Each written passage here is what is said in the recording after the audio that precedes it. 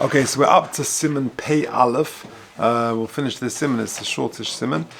Din Tseas Kotten, the halacha of Tseah of a child. From a baby, from what age do you have to start worrying about it? Because we know that Tseah of a young child, of a baby, doesn't actually smell yet. So from what point does this kick in? Says the Mechaber, Kotten Shehegia Lechlal, the kotzen, the child, the baby that arrives at an age, she'acher kiyetzibai, that a similar child of his age, yochel lechel kazayis dogon, he's able to eat a kazayis of grain, b'chdei she'yochel gadol lechel achilas pras, in the time span that an adult or an older person, it can be actually quite a young child even, who can eat an achilas pras, marchikin also meiraglov. Then you've got to distance yourself from his tzoya and from his meiraglayim. So we'll see exactly the details of this. Let's do the Mishnah Berurah, and we'll see exactly Gedarim of what age this could be. Says the Mishnah Berurah in Sif Kotten Aleph, Kotten Shegia, Dafka Kotten, Dafka a child, Avogadol, but an older child, Afilu in Yochel Lechel Klal Dogon. Even if an older child is not able to eat any grain, marchikin mitzvah also, you've got to distance yourself from the tzoya and from the meiraglav and from the meiraglaim of this older child. V'gadol mikri linyan zeh mishu kvashis kvasheva. So a child, even though he can't eat grain for whatever reason, once he's hit 6 or 7, then you've got to distance yourself from his meiraglaim and from his tzoya. But a child, a regular baby, then lichlal, he's got to get to the age where similar aged children are able to eat a kazayis of dogon. That if an adult in that time frame, then you've got to be marchik from the tzoyas. It says in Mishnah Berurah Sif Kotten Beis, lichlal she'acher, rotzolei ma'afal pi shelo ro'inu lezeh she'achal. Even though we have this child hasn't started eating solids or liquidized solids, since a child of that age, whatever we'll say 6 months old, is now eating solids, even though this child isn't, but other children of that age is, even though his parents, for whatever reason, have chosen not to feed this child dogon, but other children can, so mistoma, this child can also do so. So if you take a look at footnote number 1, he says, V'shir gilzeh, how old are we talking? V'shir gilzeh kosva kafachayim, b'shem amigdal oiz, she'u migil shana, it's as old as a year. So in other words, until a year old, according to that, you do not have to distance yourself from his tzoya. You've got a young baby or something like that. Mi'idach, hamaskeres hashulchan, kosov shemokim shemachinin bo ktanim dogon im cholov. Sometimes they give kids a bit of grain with their milk, like a porridgey type thing. Hashir hu migil reva shana, it's a quarter of a year, 2.5 months. V'ashulchan melachim, hevi misha oim lahachmin migil asar shavuos, 10 weeks. V'mein le'em efshar lanir lahachmin migil arba shavuos, and some say 4 weeks. So you've got a big range. Some say as little as 4 weeks, and some say a year. So, that's the range when a child could begin to eat some form of grain with milk or something. From that age, you've got to distance yourself from the tzoya of this baby. But before that, it's not considered putrid in any way. Va'afilu, continuing the Mishnah Berurah 2-3 lines into Sif Kotten Beis. Va'afilu ein yochel lechol el al yedei bishul mikrachila. Even if this child can't eat it regularly, but his only way of eating it is through cooking it, like a porridge or something, oatmeal, then that is considered achila. Aval im hakoten hu cholish. But if this child happens to be weak, and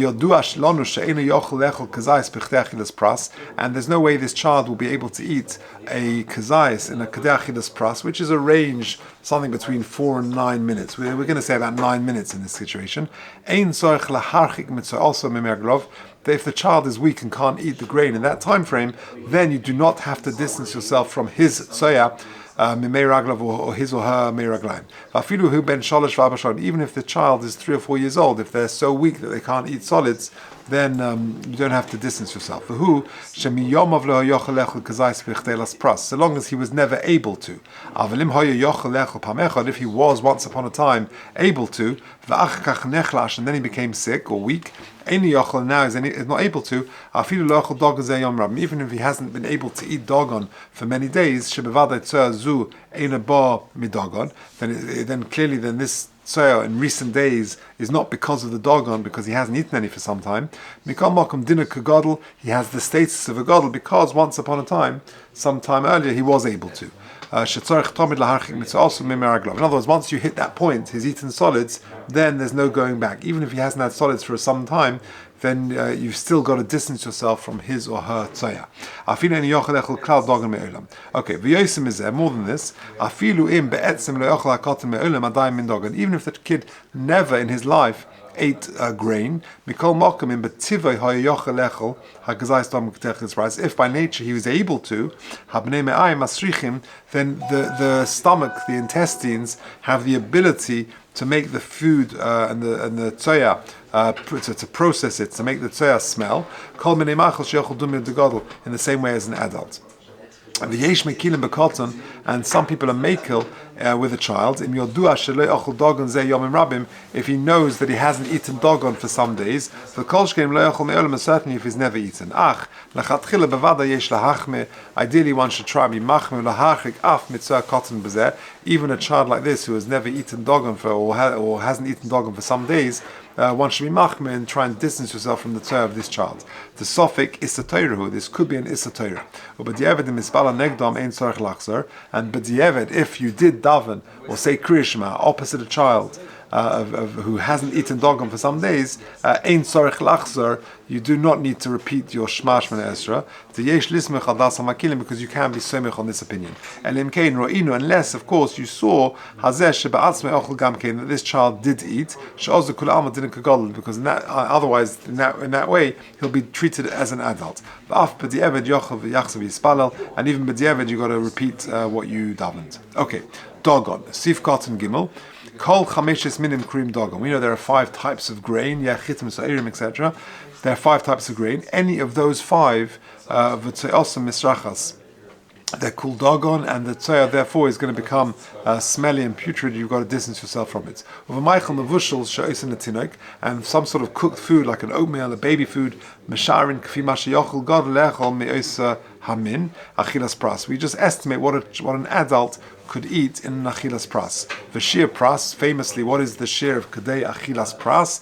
Yesh omrim shalosh beitzim, v'yesh omrim arba beitzim. Some say 3, some say 4 beitzim. That's why you have different opinions and how long it takes to eat that amount of food. If you look at number 4, he says, practically how long is this period of time? Well, the Indian shir hazman shel achilas pras pas, how long will it take to eat that amount of bread? It's 9 minutes, the amount of time it takes to eat that amount of bread. For the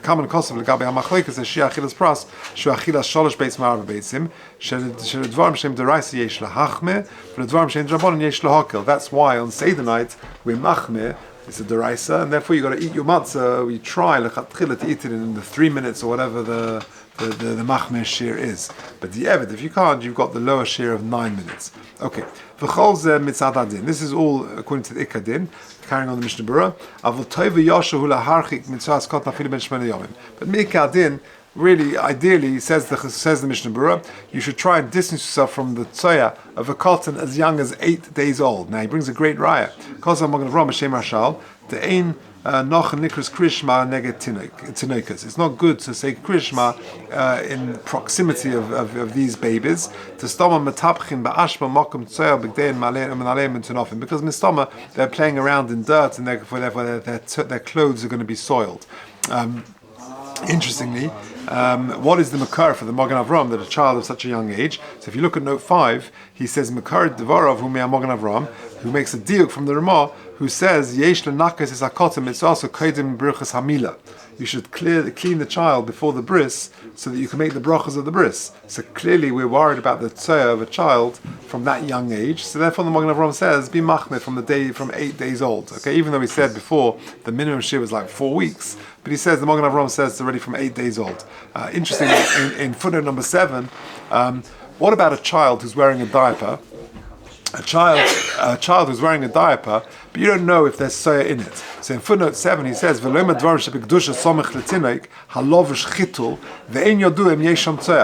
child, this baby's got a nappy on, a diaper. are you allowed to say Krishma if you don't know? So he cites the Shevet HaLevi. Shemuta ve'ein tzarich lochus shemiyesh boitzer mechusa. We're okay. We're mekel, and you have to be worried that maybe there's soa there that it's covered over. But if there's vadai soa there which causes a reachra, then tzarich laharchik amas amas. Okay, pseida. Now let's go to Sifkot and Dalet Godel.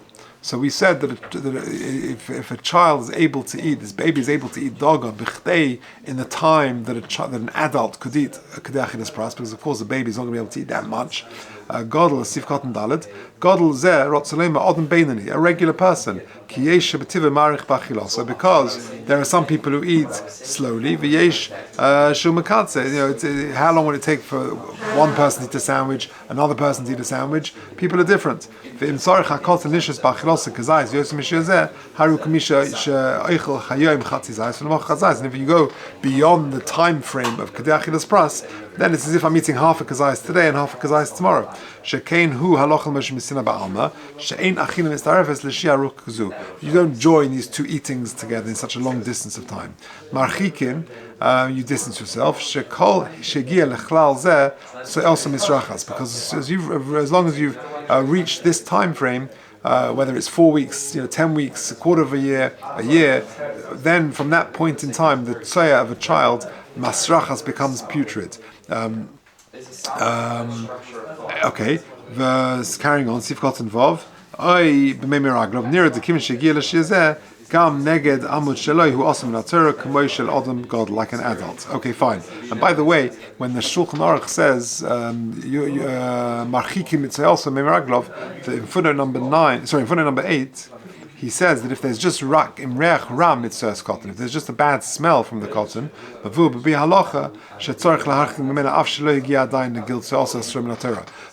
if it just, the kid could be young, a baby could be young, he hasn't reached this age yet, you have to distance yourself. But if there is a bad smell, stam, whatever it is, then you've got to distance yourself. Okay, let's move to the next halacha. Sif base. If a person read Krishma, and then suddenly he saw you've got to move away enough that the tzeh is behind you 4 amas. But if you can't, in front of you, you've got a nahar, so you can't just walk forward 4 amas. Or something else, so you've got a wall in front of you. Go to the side 4 amas. And then you realize suddenly you're saying Krishma, and you're halfway through Krishma, and you notice there's a sir there. Either go forward 4 amas or go to the side 4 amas. Where do you go back to? Says the first opinion, you only have to go back to the place where you stopped. However, if you could have known or should have known that there could have been soya there, you've got to go back to the beginning. Okay, Sif Kotzen Zayin, says the Mishnah Berurah. The same halacha applies if you were davening. The rod, says the Mishnah Berurah, who adin in meraglaim, so too meraglaim, uchud lekam sim tzadi sif chav zayin, ach in lachza achakach, kulam of meraglaim in a chayzer lemakom shepasak. But regarding meraglaim, everyone agrees that you only go back to the place where you stopped. Kenegdai, ma'iri shu yosim midalad amas mimakom shekola harech. You got to go more than 4 amas from where the smell stopped. Because if you're within dalad amas of that, everyone agrees you got to go back to the beginning. So pasha, why? You should have checked that the area is clean. You go to a place where the tzoya is dalad amas behind you. Sifkot and yud. Or you could turn your face l'tzad ma'arov. If you look in the footnote number 9, he quotes the Bir Alocha previously. You can't just turn your head away below gufa. You've got to actually turn your whole body away and not just your head. Okay. Yud Aleph, Arba Amas, Mimokum Shekol Harech, 4 amas from where the smell stops. Lefonov. You can't just turn your body around for whatever reason. But otherwise you can just turn your body around and that would be enough. lemokum sheposag. So the first opinion is, if you do discover the Torah there, you go back to the place where you left off in Krias Shema or in Shemona Esra, the Svirle, given the Lohaya Batoich Daladamas, since it wasn't in my Daladamas, we don't say that you should have checked. Because the Torah doesn't require you to check as far as the eye can see. If you happen to notice that it's in the middle of Krias Shema, there's some Torah 10 amos ahead of you, or in Shemona Esra, so then just turn around or just go. So it's not Mole Einov. Yizrukenu Daladamas. Or Svira Achreina. Svira Leid, given to Hoya Makom Sharlistapik, since you're in a situation where you're Sophic, Pasha. The other opinion that Rabbi Yoina says, no, you could have checked, you could have just looked around, and therefore you're Pasha. You shouldn't have started saying Krias Shema or davening until you verified it. To Gam Harosh, Harakech, Svirlu Karav Rabbeinu Yoina, they're Machmilat Rabbeinu Yoina, and we come the dinner nearer the Ein Lahachmin B'diavad, that if this happened and you discovered the Torah, and you move along a bit, you just carry on from where you were up to. The more contemporary poskim, Kulam Etiku Rak Dea Rishon Dinner, they only bring the first opinion, that is, you carry on from wherever you were up to. But if, however, you delayed the time it could have completed for you to complete the whole lot, okay, so we'll leave it there.